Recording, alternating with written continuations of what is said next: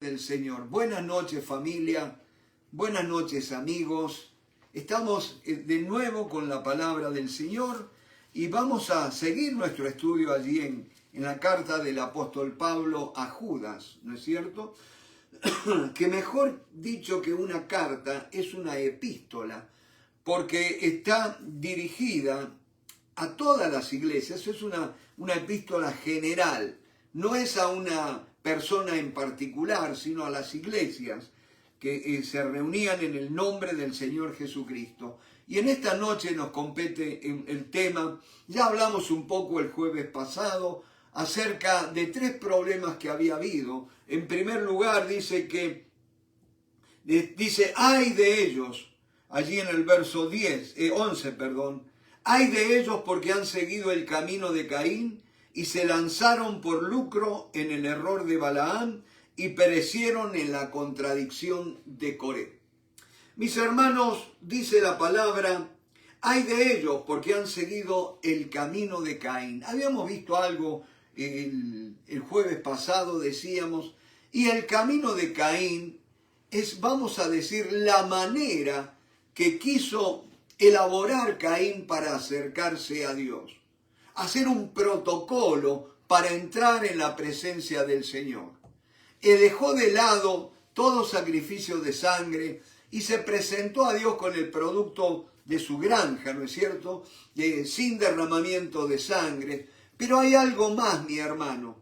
Él pretendió adorar a Dios sin una vida transformada.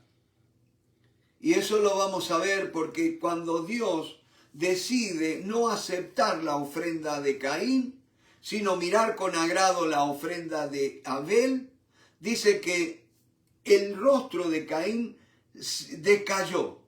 Se sintió muy molesto, se sintió muy mal, muy disgustado por el veredicto del Señor nuestro Dios.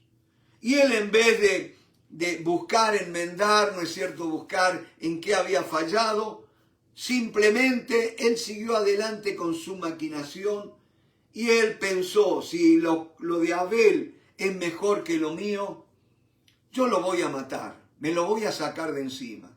Qué triste que es, mi hermano, cuando en la iglesia vemos que alguien nos supera o que Dios le ha dado una mayor gracia que nosotros, nos causa envidia, nos causa celos. Y ese celo, esa envidia, nos lleva a querer eliminar a esa persona. Por supuesto, ya nosotros somos cristianos, entre comillas, y no vamos a andar matando gente. ¿O sí? Todo es cuestión de ver de qué manera lo hacemos, ¿no es cierto? Y nosotros muchas veces matamos a las personas no con un cuchillo, no con un arma de fuego, sino con la indiferencia, no dejándolos entrar en nuestras vidas. Y es más, muchas veces los matamos arruinando su reputación, llevando chismes, haciendo comentarios que menoscaban la reputación de ese hermano, ¿no es cierto? Qué triste que es pretender acercarse a Dios primero sin sangre. Veíamos el jueves pasado, mi hermano, que dice que la libertad que tenemos para entrar en el lugar santísimo es a través de la sangre de Cristo. No hay otro mérito, no hay mérito alguno, mi hermano, en nosotros, por lo que podamos aspirar a entrar, a venir a la presencia de Dios, excepto nuestra fe en la sangre de Cristo, en el sacrificio que Cristo hizo en la cruz del Calvario. Pero, mi hermano, hay una cosa. Podemos venir a la presencia de Dios a través de la sangre de Cristo, pero ¿sabes qué? La presencia del Señor, así como dice allí 2 de Corintios capítulo 3, verso 18, mas todos nosotros a cara descubierta. Algo, mi hermano, que tenemos que tener en cuenta para entrar en la presencia de Dios es tener un corazón sincero. Ser honesto, ser íntegro, mi hermano, no esconder nada, no esconder resentimientos, ni amargura, ni celos, ni cosas semejantes, contiendas, ¿no es cierto? Sino venir con un corazón puro, con un corazón dispuesto a ser corregido, a ser moldeado por el Señor. Mi hermano, no puede haber una genuina adoración si no hay transformación de vidas. Mi hermano, hoy más que nunca nos estamos acercando a un Dios santo, santo, santo. Y así como el profeta Isaías allí en el capítulo 6, cuando él entró, ¿se acuerdan? Muchas veces hemos hablado de esto. En el año en que murió el rey Usías, vi yo al Señor sentado en un trono alto y sublime. Mi hermano, hay cosas que muchas veces en las que hemos puesto nuestra confianza y que nos están impidiendo ver a Dios. Mi hermano, los hombres caen, los reyes caen, reinos y coronas caen, pero mi Dios sigue estando en el trono. Gloria al nombre del Señor. Es un trono inconmovible. Por eso tenemos que dejar que el Señor nos transforme. Venir al Señor a cara descubierta, como aquel himno, tal como soy Señor, sin nada más que decir.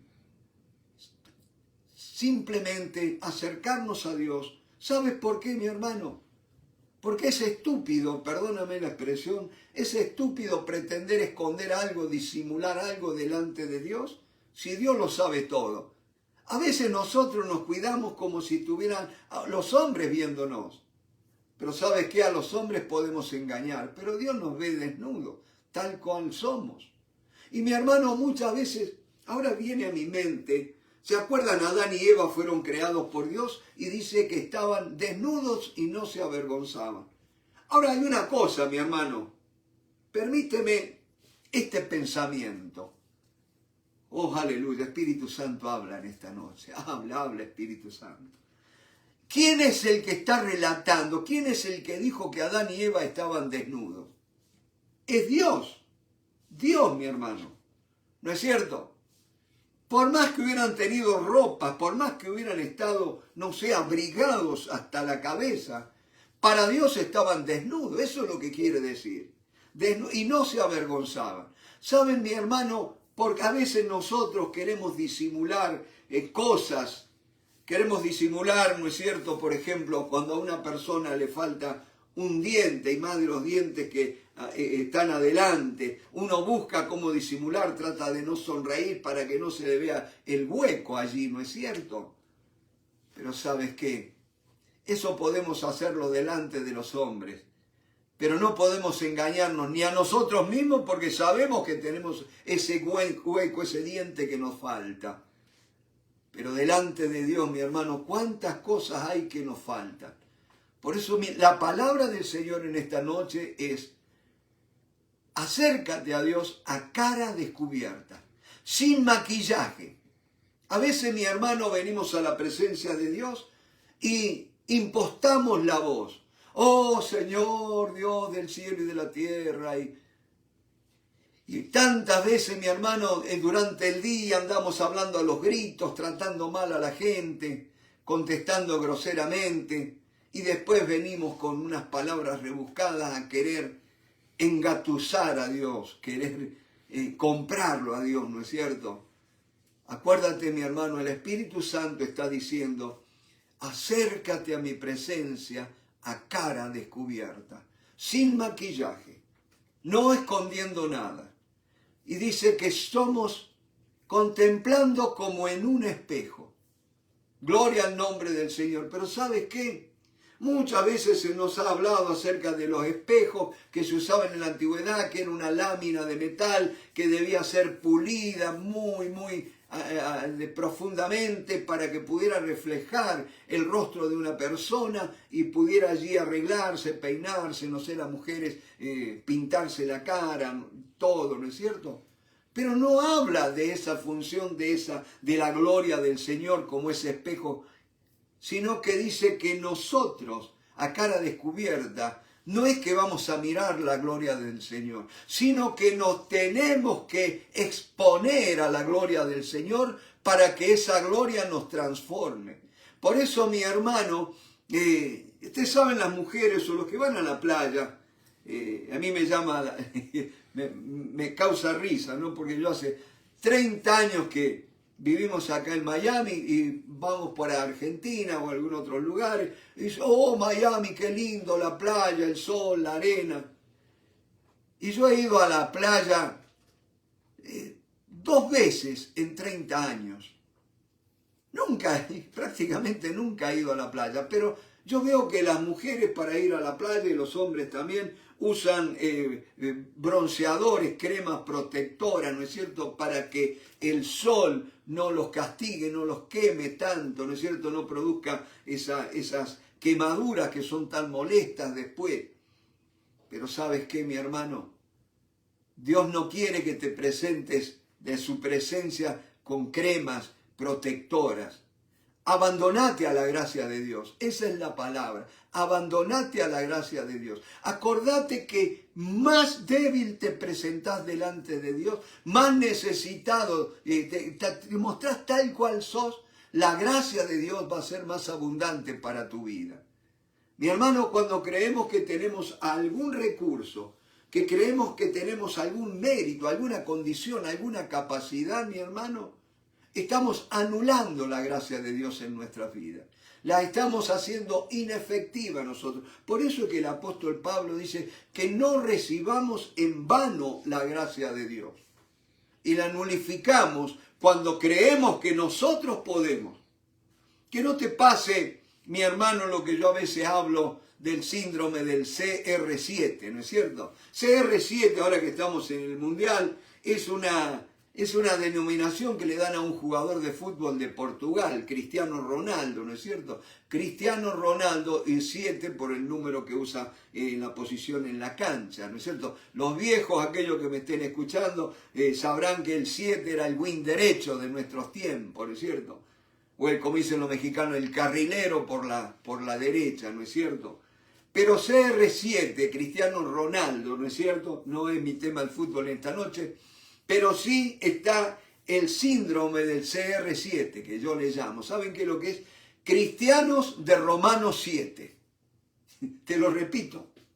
CR7, cristianos de Romanos 7.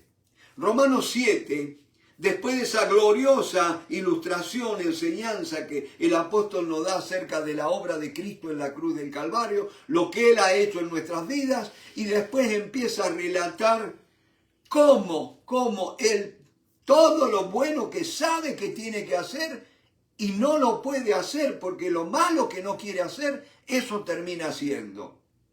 Y allí está, cada vez que Él cree que va a poder hacerlo por su propia fuerza, fracasa miserablemente. Y lo vemos con los judíos, mi hermano. Los judíos se han aferrado tanto a la ley, ellos creen que ellos pueden obedecer a la ley, que la ley los va a llevar a Dios. Y ellos rechazaron a aquel que dijo, yo soy el camino, la verdad y la vida. Nadie viene al Padre sino por mí. Jesucristo, ¿no es cierto? Y decía muchas veces, pensamos que Jesucristo vino para darnos un ejemplo y después dijo, bueno, ahora háganlo ustedes. Acuérdate que Jesús dijo, hay mucha gente que piensa, que dice, Cristo dio su sangre en el Calvario, derramó hasta su última gota de sangre, nos amó de tal manera, y nosotros para poder pagarle tenemos que hacer lo mismo. ¡Qué incongruencia!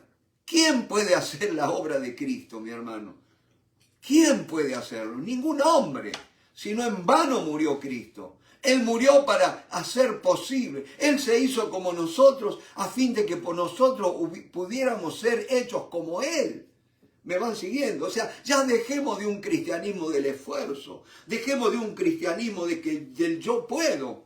Y decir, no, todo lo puedo en Cristo que me fortalece. Pero acuérdate que para estar en Cristo, vos tenés que pasar primero por la cruz.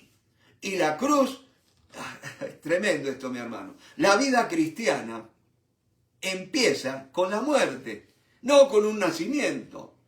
Gloria al nombre del Señor. A veces dicen, tienes que nacer de nuevo. Pero ¿sabés qué? La vida cristiana es la única vida que se nace en primer lugar muriendo. Se necesita morir para nacer.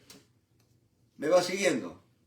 Es así de simple, morir al yo. Cristo murió en la cruz para que yo pudiera morir a mí mismo y ahora poder vivir para Dios. ¿Me va siguiendo? Por eso es que Pablo en aquel famoso versículo de Gálatas 2:20, con Cristo estoy juntamente crucificado Y ya no vivo yo, mas vive Cristo en mí. Y lo que ahora vivo en la carne, lo vivo en la fe del Hijo de Dios, que me amó y se entregó a sí mismo por mí. Bendito sea el nombre del Señor. Y allí cuando Pablo llega allí en Romanos 7, que yo le decía no es el tema de esta noche, pero a modo de ilustración te hacía referencia a esto, ya cuando Pablo en esa lucha que lo malo, que no quiere hacer eso hace, y lo bueno, que sabe que quiere y que quiere hacerlo no puede. ¿Cuántas veces le decimos, hermano, póngale gana, usted tiene que querer hacer esto? Es imposible, mi hermano, en la carne no se puede, en las fuerzas humanas no se puede vivir consagrado. De hecho, mi hermano, la santidad no es un conjunto de reglas que Dios te da, un mandamiento que Dios te da para que lo hagas. La santidad es Él viviendo a vivir en mi vida. Él es el que me santifica. La presencia del Señor es la que me santifica. No es mi esfuerzo, no es ni siquiera mi obediencia. Es la manifestación de Cristo a través de mi vida. Pero ¿cómo se va a manifestar Cristo a través de mi vida? Llevando en mi cuerpo la muerte de Cristo. Aleluya. Muriendo cada día. Yo ya morí en la cruz, pero ahora tengo que practicar esa muerte a diario. ¿De qué manera? Mi hermano, cuando no reclamando mis derechos, teniendo por mejores a los otros que a mí mismo, buscando servir al Señor. En esta noche vamos a hablar un poco acerca de aquellos falsos maestros, ¿no es cierto?, que se servían a sí mismos, se pastoreaban a sí mismos. En vuestros banquetes dice que son vergüenza. Y así un poco también cuando allí en Corintios, ¿no es cierto?, cuando Pablo está hablando, dice, hay algo que tengo que decirles, mi hermano. Ustedes cuando se reúnen no es para comer la cena del Señor, sino que, ¿qué pasa? Que cada uno dice, se apuran a servirse y comen algunos y otros se quedan con hambre. Y dígame si no pasa en las iglesias eso. Cuando hay reparto de comida, mi hermano, cuando hay una fiesta, todos corremos a servirnos, a poner nosotros primero. Y ahí se ve lo vivo que estamos en la carne, mi hermano. El Señor Jesús, cuando vinieron los discípulos, que lo encontraron hablando con la mujer samaritana, le dice, Señor, ¿no vas a comer? No, yo ya tengo otra comida. Entonces los discípulos pensaron, seguro que alguien le trajo para comer, ¿no es cierto? Y Jesús le dijo, no, muchachos, mi comida no viene de McDonald's, mi comida no viene de la carnicería, no viene de la verdulería.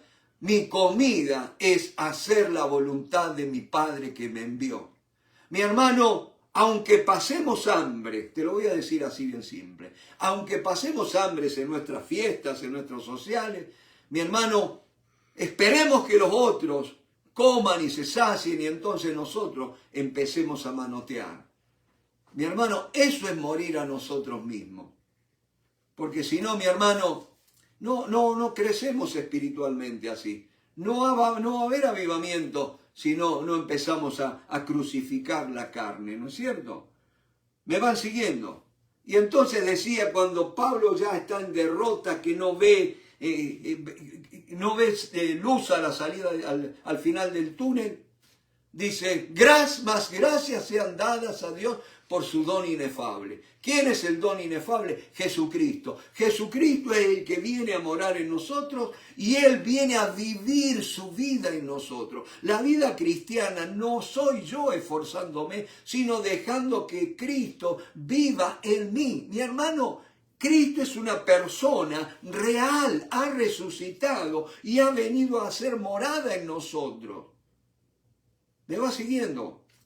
Así es, mi hermano. Ya deja de todo lo demás. Es religión, mi hermano. Eso se va a quedar cuando el Señor venga. El Señor cuando venga va a llevarse a aquellos que se parezcan a Él. ¿Me va siguiendo? Y muchas veces por ahí algunos hermanos preguntan, ahora que estamos tan divididos la iglesia con el tema del traslado de la iglesia, el arrebatamiento, que si la iglesia pasa, no pasa por la gran tribulación y que esto y que el otro, ¿no es cierto? Mi hermano, es muy simple. Los fieles son arrebatados, aquellos que están velando y orando. Y los que jugaron con la salvación del Señor y van a pasar por la gran tribulación. O sea que no van a dejar de ser iglesia, pero van a pasar por la gran tribulación. Mi hermano, porque con la sangre de Cristo no se juega, con la obra de Cristo no se juega, con la persona del Espíritu Santo no se juega. El Espíritu Santo no vino para empoderarte, el Espíritu Santo no vino para que hables en nuevas lenguas. Las nuevas lenguas son la señal de que el Espíritu Santo ha venido, pero el trabajo del Espíritu Santo no es hacerte hablar en nuevas lenguas, no es hacerte que te caigas en el suelo, que hagas milagros. La obra primordial del Espíritu Santo es conformarte a la imagen de Cristo.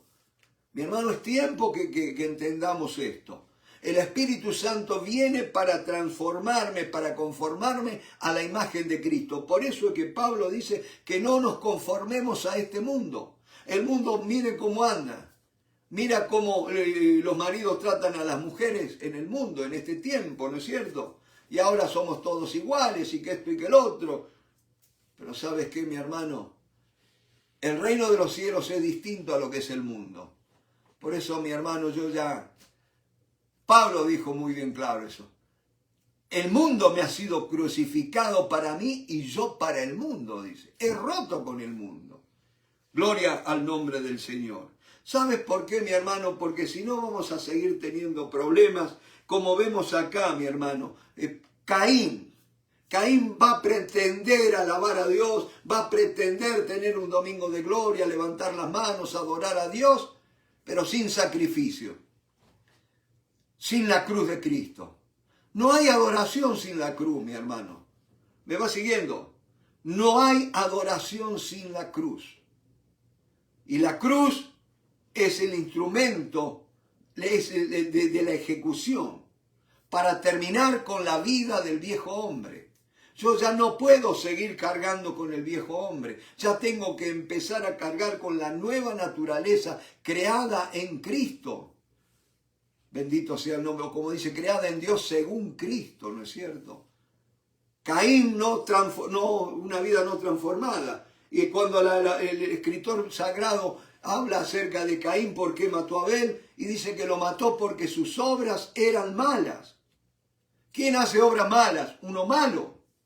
Yo puedo un día hacer una maldad, ¿no es cierto? Pero no quiere decir que yo sea malo, hice una maldad. Pero cuando en mi vida hago siempre lo malo, es porque soy malo, mi naturaleza es mala. ¿Me va siguiendo? Y Caín tenía la naturaleza mala. Mi hermano, Caín pretendió adorar a Dios sin una transformación en su naturaleza. ¿Me va siguiendo? Ahora, mi hermano, repito, Caín quiso adorar a Dios sin haber nacido de nuevo. Ahora, ¿cómo se nace de nuevo? ¿Cómo sé que he nacido de nuevo? Porque la vida de Cristo viene a mí y esa vida va a empezar a fluir en mi vida y me va a empezar a motivar y me va a empezar a mover, ¿no es cierto? Así como decía Pablo, sabiendo esto que el amor de Cristo nos constriñe, nos obliga, nos empuja. ¿Y para qué? Para que ir y hablar del Evangelio. Para ir y pedirle a la gente que se reconcilien con Dios. Pero mi hermano, tenemos que ser muy honestos. Nos falta ese celo evangelístico, ese celo de querer, de comunicar las buenas nuevas, de hablarle al mundo de Jesucristo. Y sí, a veces hablamos de la religión, hablamos que Dios condena el aborto, que Dios condena esto. Pero hablamos de que Cristo vino a dar vida y vida en abundancia. Hablamos de quien Él hace posible todas las cosas. Sin ir más lejos. Hoy viene un hombre y me dice, Señor, ¿usted me puede decir cuál es el propósito del hombre? ¿Para qué estamos en este mundo, en esta tierra? Y yo le dije, ¿y usted qué piensa? ¿Para qué está usted acá en la tierra? Y bueno, dice, uno lee y escucha y ve, y dice que bueno, que uno está acá para crecer, y después multiplicarse, tener hijos. Y yo le digo, ¿y ese es el propósito de su vida? Y el propósito de su vida se le va a acabar pronto, porque no toda su existencia va a estar teniendo hijos. ¿Me va siguiendo? O sea, tener hijos no es el propósito de la vida. Tener un trabajo no es el propósito de la vida, porque va a llegar el momento que usted no va a poder trabajar más o se va a jubilar, se va a retirar. No es el propósito de la vida. Y entonces me decía, pero ¿cuál es el propósito de la vida entonces? Entonces yo le digo, mire, me acuerdo de algo que una vez alguien dijo. Hay 2 días importantes en la vida de un hombre. El primer día es cuando nació. Y el segundo día más importante de la vida de un hombre es cuando descubre para qué nació. ¿Me van siguiendo? Ahora, mi hermano, sin entrar en mucha filosofía y buscarle la vuelta o la quinta pata al gato, yo te digo una cosa. El propósito supremo del hombre, ¿por qué estamos en esta tierra? Es para la gloria de Dios. Nosotros fuimos creados para glorificar a Dios, para tener comunión con Él y poder glorificarle y disfrutar de Él, porque Dios no es mezquino. Él es tan abundante, tan generoso, tan deleitoso, mi hermano, que Él se da para nuestro deleite, para nuestro disfrute también. La vida de santidad no es una vida de aburrimiento, no es una vida tonta. Mi hermano, cuando entras a vivir la presencia de Dios, cuando entras a comer de Cristo, cuando empezás esa comunión íntima con el Señor, vas a ver que si tenés auto o no tenés auto, no te importa, porque tenés lo más grande, lo que descubrís para qué vivís, y es vivir para tener comunión con Dios. ¿Me vas siguiendo? Ya no te va a importar eso, ya no te va a importar si ya hace cuánto tiempo que venís usando la misma ropa y todo lo demás, y no, ya es tiempo de cambiar mi reloj, y que esto y que lo otro. No, no te das cuenta de eso, porque estás tan lleno de Cristo, tan motivado de Cristo, mi hermano. Ahora te digo una cosa, mi hermano, si no entras en esa comunión íntima con Dios, si no entras en ese deleite de Dios, te va a pasar como Caín, que vas a ver la vida cristiana como una competencia, que pasa en muchas iglesias, mi hermano. Que cuando vemos que al otro es más bendecido que yo, ya uno se desencaja el rostro, ya uno quiere matarlo al otro, lo quiere eliminar, no se goza con la bendición que el otro recibe. Y vienen los celos, viene la envidia, ¿no es cierto? Caín, el camino de Caín, querer manejar a Dios. Pero ¿sabes qué, mi hermano? Dios nos llama a tener comunión con Él. Acuérdense, mi hermano, que Jesús pasó una noche en oración al Padre y cuando fue de día, dice que llamó a los discípulos, que eran muchos los discípulos, ¿no es cierto? Y escogió de entre ellos a 12. O sea, tenía muchos discípulos, pero escogió a 12 para que estuviesen con Él. Dice, primero dice que los llamó así, los llamó hacia Él. El llamamiento de Dios que viene al hombre es cuando Dios te llama a la comunión con Él, a estar con Él, a dejar todo para vivir con Él. Esa es la comunión primordial. Mi hermano, si vamos a servir a Dios, si vamos a entender lo que es el ministerio cristiano no es otra cosa que haber oído el llamamiento de Dios para venir a estar con Él, para vivir con Él y para permanecer en Él y que Él permanezca en nosotros. Los llamó para que estuvieran con Él, para enseñarles, para darles autoridad, para enviarlos a predicar, para que sanaran enfermos y expulsaran demonios. Mi hermano, si no estamos teniendo eso, dudo mucho de que hayamos sido llamados por Dios para el ministerio.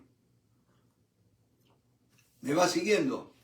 Sí, mi hermano, tenemos que ser honestos porque es tiempo de arrepentimiento, tiempo de hacer las cosas mejores. Y Cristo vino a buscar no sanos, sino enfermos. Aquellos que no dan la talla, que no dan el blanco, aquellos que no alcanzan a cumplir la voluntad de Dios. Dios quiere que vivamos para Él, para su deleite, para glorificarle a Él. Entonces, vivamos 100% para Él. ¿Me van siguiendo? Y para expresarle a Él. Dice que Jesús andaba haciendo bienes y sanando a todo el pueblo. Si yo ando con Jesús, si ando en sus mismos pasos, y yo voy a tener que ver señales a través de mi vida. ¿Me va siguiendo? Si no te encajaste te empantanaste en una religión. Llámese como se llame, la santa religión evangélica, católica, lo que tú quieras. Pero mi hermano, Cristo nos llamó a una comunión, ni siquiera a una relación, sino a una comunión, a compartir su vida. Me van siguiendo, el que se une al Señor, un espíritu es con Él, dice la palabra. Y Pablo dice, y nosotros tenemos la mente de Cristo. Y como yo digo muchas veces, tenemos la mente de Cristo, pero ¿la usamos? Estamos usando, estamos empezando a pensar. Hay algo, mi hermano, que yo le propongo. Oremos al Padre para que empecemos a entender, a descubrir cómo habla el Cristo que mora en nosotros. Cómo se comunica con nosotros, porque Él es una persona viva, real. Me van siguiendo, no es un concepto. Tenemos que pasar tiempo para oír la voz del Maestro. Dice, si Pablo escribiéndole allí a los de Éfeso, si pues habéis sido por Él enseñados. ¿De qué manera te enseña Cristo? Y es como dice Juan en la primera carta. No tenemos necesidad de que nadie nos enseñe porque la unción que recibimos del Santo permanece en nosotros y Él nos enseña todas las cosas, dice la palabra. La comunión con el Espíritu Santo es el que te revela, que te enseña, ¿no es cierto? Por supuesto, después los maestros en las congregaciones van a filtrar, van a evaluar, ¿no es cierto?, esa experiencia que estás teniendo en el Señor. Pero mi hermano, no seas uno más del rebaño. Sé una oveja que crece a la imagen de tu pastor. ¿Me va siguiendo? Gloria al nombre del Señor. Si no, fíjense, el camino de Caín. La adoración sin una vida transformada. Y hay muchas iglesias. ¿Cuánta gente del mundo dice la iglesia está llena de hipócritas? Sí, un hipócrita es uno que actúa, que no es genuino, no es, representa un papel, pero no es. Ahora, no se puede vivir la vida representando un papel. No se puede vivir la vida actuando. Necesitamos realmente recibir la naturaleza del Hijo de Dios. Y ese es el nuevo nacimiento. ¿Me va siguiendo? ¿Y cómo se nace de nuevo? Muy simple. Cree en el Señor Jesucristo y serás salvo. Aleluya. Y después viene la promesa grandiosa. Tú y tu casa. Gloria a Dios. Si la salvación genuinamente ha llegado a tu vida, los de tu casa no se van a poder escapar. Gloria al nombre, te lo digo así. Gloria al nombre del Señor. Bendito sea el nombre de Cristo Jesús. Pero ¿sabes qué, mi hermano? Si no entendemos esto, mire lo que pasa. Primero dice la palabra ahí en el verso 11, hay de ellos porque han seguido el camino de Caín y se lanzaron por lucro en el error de Balaam. El error de Balaam es cuando nosotros creemos, llegamos a la estúpida idea de pensar que podemos hacer negocio con las cosas de Dios. Así de simple. Balaam era un profeta que su fama se había divulgado y vino, ¿se acuerda? El rey de Edom, Amalek, vino para pedirle que maldijera al pueblo de Israel y dice, no, yo no puedo hacer nada si Dios no me dice lo que hago, ¿no es cierto? Y hasta ahí va bien. Pero ¿sabes qué, mi hermano? Ya cuando uno llega viejo sabe muchas cosas, muchas mañas, ¿no es cierto? Pero hay una que dice, ¿no es cierto?, de que todo hombre tiene su precio, basta encontrarlo. Y es así. O yo cuando era chico se decía, por un peso hasta el cura tira la sotana. Sí, mi hermano, por cuestiones económicas, más de uno cambia la moral, más de uno cambia la santidad, más de uno, mi hermano, si el ministerio, sin un carácter transformado, se convierte en un negocio. Te lo digo así de simple, mi hermano, lo vemos. No tengo necesidad de hablar mucho para que sepamos de cómo se lucra con el Evangelio, con las iglesias. Y hoy más que nunca la gente del mundo hace eco de aquel viejo refrán que decía, el vivo vive del tonto y el tonto de su trabajo. Mi hermano, yo no vivo del Evangelio porque yo vivo de mi trabajo, ¿no es cierto? Gracias a Dios todavía tengo fuerzas para trabajar y poder traer el pan a nuestro hogar. Pero mi hermano, sin un carácter realmente transformado, aún el ministerio se vuelve un negocio, o como dicen en mi tierra o en España, un curro. ¿Se entiende? Y hay muchos curros. Pero dice la palabra, han seguido el camino de Caín. Dijo Dios, no, espera, no, vamos a ver qué es lo que Dios... No, le dijo Dios, no vayas, no lo maldigas. Pero claro, le había ofrecido un poco, ¿no es cierto? Viene Amalek y le ofreció más, subió la cuenta, la oferta. Oh, vamos a ver si Dios cambió de opinión. No, mi hermano, tenemos que saber algo. Dios es el mismo, ayer, hoy y por los siglos. No andes buscando a ver si Dios cambió de idea en cuanto a lo que es honesto, lo que es verdadero, lo que es puro, lo que es santo, lo que es íntegro. ¿Me va siguiendo? El mal es mal. Aunque ahora a las coimas le den otro nombre, ¿no es cierto? Siguen siendo coimas. Sigue siendo corrupción. Y yo siempre digo, tanto es corrupto tanto el que pide la coima como el que la paga. Sí, mi hermano, porque hay corruptos, porque hay gente que apaña la corrupción. Así de simple, mi hermano. Por eso dice, han seguido el camino de Caín y se lanzaron por lucro en el error de Balaam. Si no tenés una vida de santidad, una vida transformada, todo lo que toques lo vas a corromper, mi hermano. Todo. Es tremendo, es tremendo. Y dice, y perecieron en la contradicción de Coré. ¿Cuál fue la contradicción de Coré? Y muchos hablan de que no, que se rebelaron contra las autoridades. Y sí, esa fue la manifestación. Pero ¿saben cuál es la raíz de la contradicción de Coré? El querer tener el poder. El hombre todo lo que hace es por el poder. ¿Me va siguiendo? El poder es algo que realmente fascina al hombre. Y más alto subís, más poder querés tener. Sí, es tremendo. Y dijo un político argentino varios años atrás, ¿no es cierto?, en la década de los 80, dice que el poder corrompe, pero el poder absoluto estupidiza.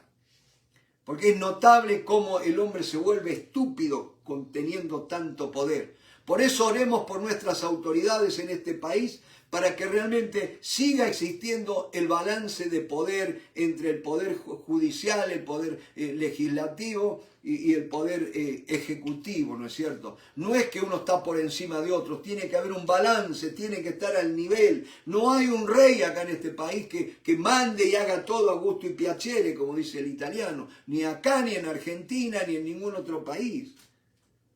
¿Me van siguiendo? Porque un hombre solo, no es bueno que el hombre esté solo. Y lamentablemente se ha dejado muchas veces a los hombres solos, allí en un pedestal. ¿Saben por qué, mi hermano? Porque el hombre por naturaleza es un idólatra. Al único que tenemos que adorar es a Dios, mi hermano. Y a Él se merece nuestro temor, nuestro respeto, nuestra reverencia, y nadie más. O como yo siempre digo, el que estuvo de rodillas delante de Dios nunca va a tener que arrodillarse delante de ningún hombre. Gloria al nombre. Así le corten la cabeza. Porque Dios te va a sostener con su gracia y hasta aunque pierda la cabeza como Juan el Bautista, no le vas a negar. Y nosotros no estamos acá para conservar la cabeza, estamos acá para la gloria de Dios. Bendito sea el nombre del Señor. ¿Me van siguiendo? La contradicción de Coré es la lucha por el poder, y muchas veces esa lucha por el poder se da en las iglesias también. Lamentablemente, y si no, fíjate cómo, fíjense, la gente de las iglesias, ¿a quién se le va a arrimar? A aquellos que ven que tienen autoridad, a los que están más cerca de los pastores. Sí, porque todo el mundo quiere donde está la autoridad, donde está el poder. No ejercemos una sana autoridad para edificación del cuerpo, sino usamos para la edificación de nuestro reino. ¿Me van siguiendo? Todas contradicciones que estamos, no digo que lo estemos cometiendo, pero estamos expuestos a cometerlo, y por eso está la advertencia del Señor acá en esta noche. Y mi hermano dice, estos son manchas en vuestros ágapes, que se apacien comiendo impúdicamente con vosotros. ¿Ve lo que yo les hablaba recién? Comiendo impúdicamente.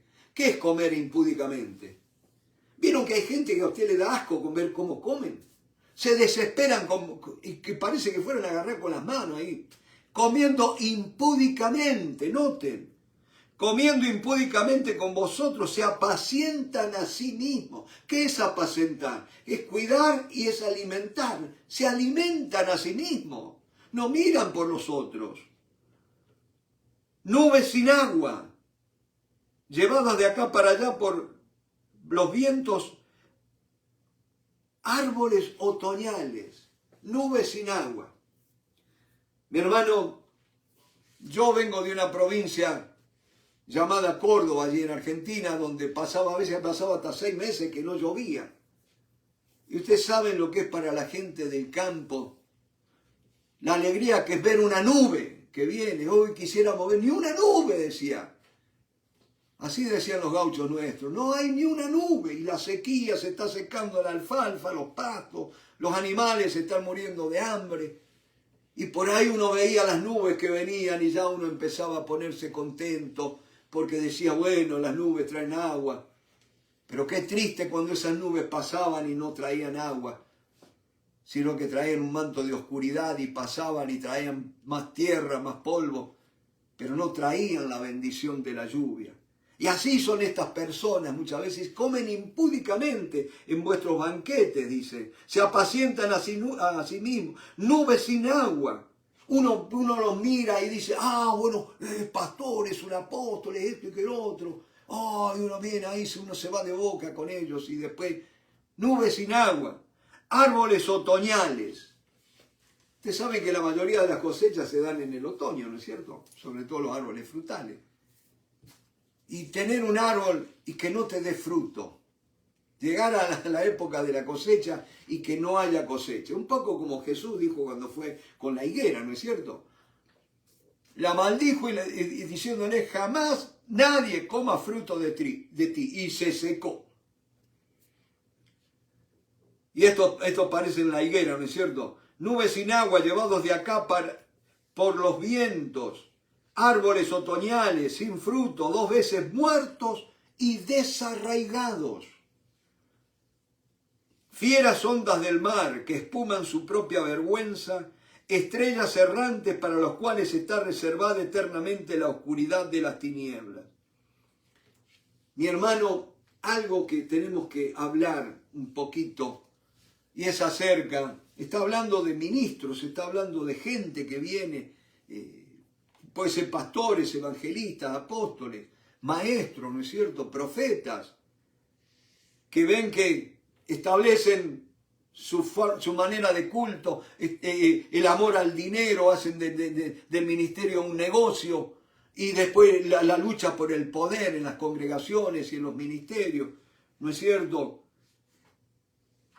Y entonces uno viene un poco, se retrotrae a la historia allí en el libro de Éxodo. Ustedes se acuerdan, Éxodo capítulo 18, cuando Moisés dice que se levantaba muy de mañana y estaba todo el día delante de la congregación, de todo el pueblo de Israel, ¿no es cierto?, solucionándole los problemas, contestando preguntas que todo el mundo le traía, cuestiones que traían.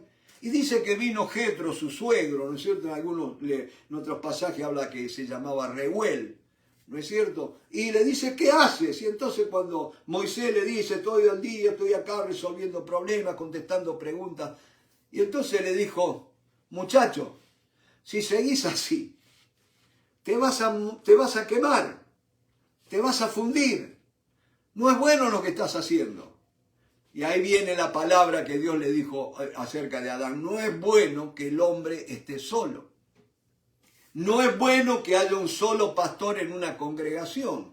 Y mi hermano, respeto a aquellas congregaciones que tengan un solo pastor, que crean que esa es la posición. Pero mi trabajo es exponer lo que dice la Biblia. ¿No es cierto? Y le dijo Jetro a Moisés, no es bueno. Elegí vamos a leer un poquito Porque si no hay carácter formado, mi hermano, vamos a seguir hablando y no pasa nada, ¿no es cierto? Acuérdense que el Espíritu Santo viene y desciende sobre, ¿qué cosa? Sobre un cordero, y el cordero habla del carácter de Cristo. A menos que nuestro carácter sea transformado a Cristo, ¿no es cierto? O que Cristo empiece a manifestarse a través. La paloma no es atraída en nuestra vida, mi hermano. Va a haber unos chispazos, pero no va a haber esa unción, ese poder, ese avivamiento que tanto anhelamos, ¿no es cierto? Entonces, fíjense, capítulo 18 de Éxodo, verso 17. Entonces el suegro de Moisés le dijo, no está bien lo que haces.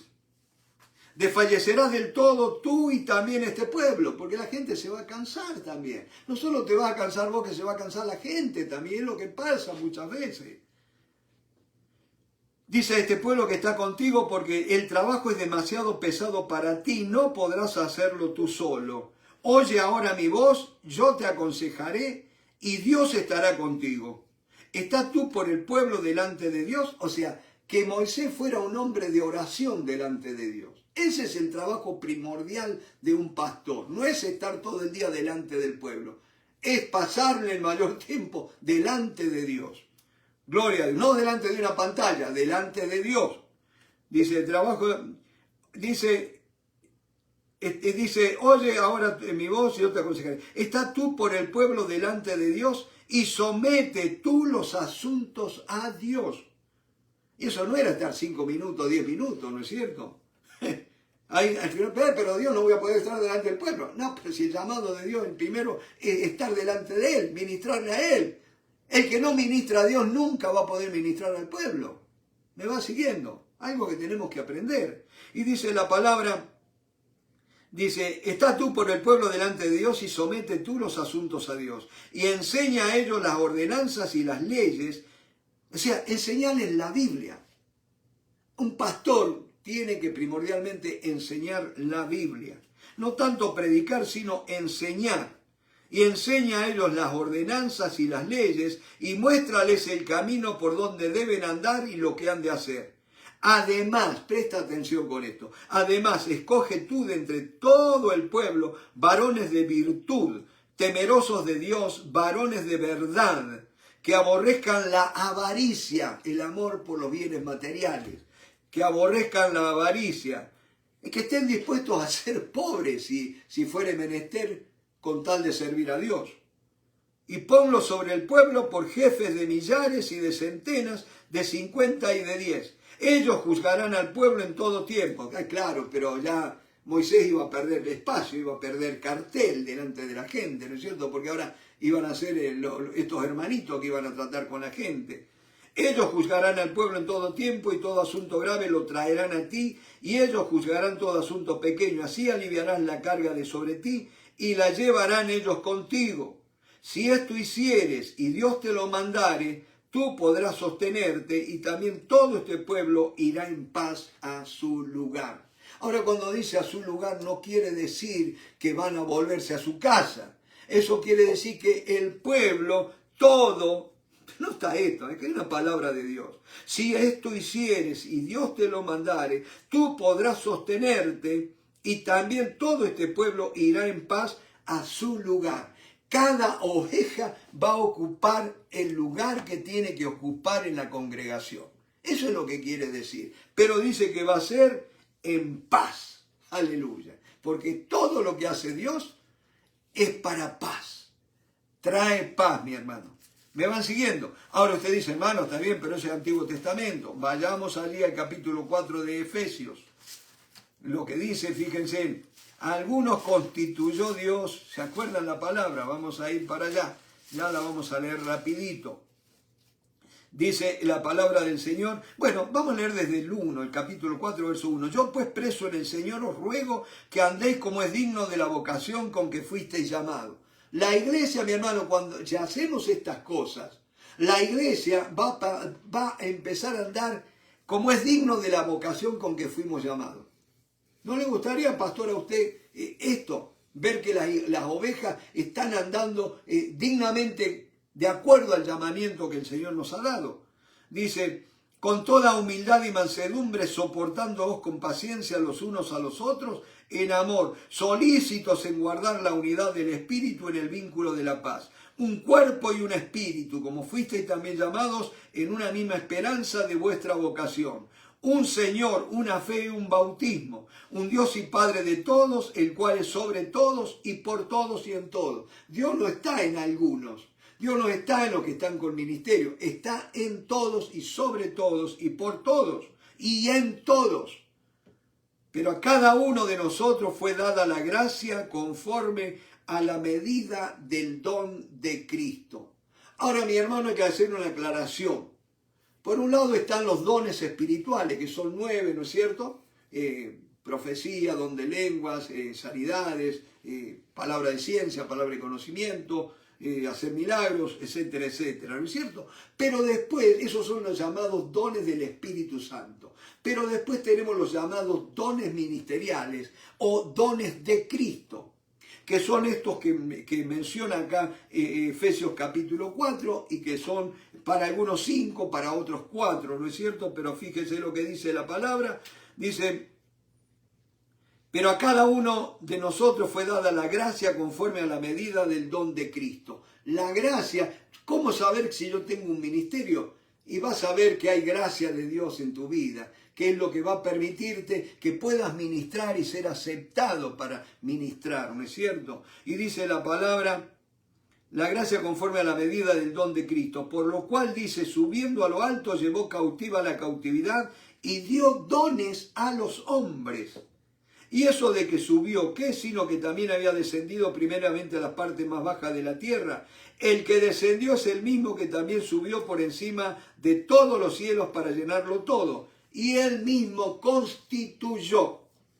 Esa palabra constituyó también se puede traducir como y él mismo capacitó, preparó, hizo aptos a unos apóstoles. O sea, Dios capacita, Dios preparó a algunos como apóstoles, a otros profetas y a otros evangelistas, a otros pastores y maestros, a fin de perfeccionar a los santos para la obra del ministerio, para la edificación del cuerpo de Cristo. O sea, ¿cuál es la tarea de un ministro? Es desarrollar a la gente. Así de simple. Llevar a la gente para que crezca, para que estén preparadas, equipadas para el ministerio. Ahora, ¿qué es el ministerio, mi hermano? El ministerio no es más ni menos que el Señor Jesucristo, porque dice que Él es quien constituyó a unos apóstoles, a otros profetas, a otros evangelistas, a otros pastores y maestros, ¿no es cierto? ¿Qué es?